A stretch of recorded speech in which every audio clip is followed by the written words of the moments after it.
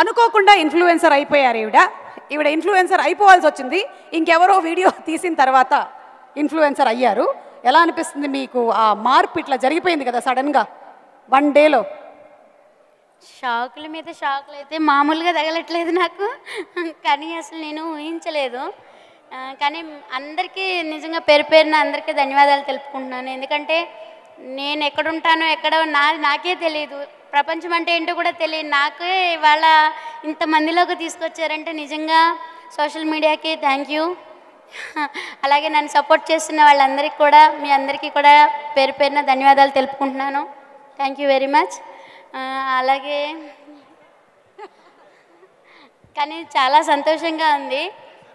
కానీ ఆత్మవిశ్వాసం ఉంటే ఏదైనా ముందుకెళ్ళొచ్చు. నాకు చదువు లేదు అని ఎప్పుడు బాధపడుతూ ఉంటే, చదువు లేదని బాధపడొద్దని, భక్తికి ముక్తికి చదువులెందుకు, ఆత్మశాంతి ఉంటే చాలు అదే దైవము, చెరువులోన చాపకెవరు ఈత నేర్పిరి, బావిలోన కప్పకెవరు భాష నేర్పిరి, అడవిలోన అమసకెవరు ఆట నేర్పిరి, ఆ చెట్టు మీద కోవెలకెవరు కూత నేర్పిరి, ఆ పుట్టలోన పాముకెవరు బుసలు నేర్పిరి, ఆ పుట్టిన బాలుడికెవరు ఏడ్పు నేర్పిరి అని మా అమ్మమ్మ నానమ్మ నాకు ధైర్యం చెప్పి, నేను చదువుకోలేదని బాధపడుతుంటే ఇంకా చాలా అంటే చాలా చెప్పారు.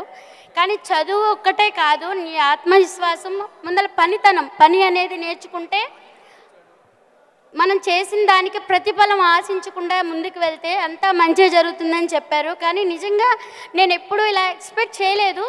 కానీ వాళ్ళు చెప్పింది పెద్దల మాట వింటే అది ఎప్పటికైనా సరే విజయమని నా విషయంలో ప్రూవ్ అయింది.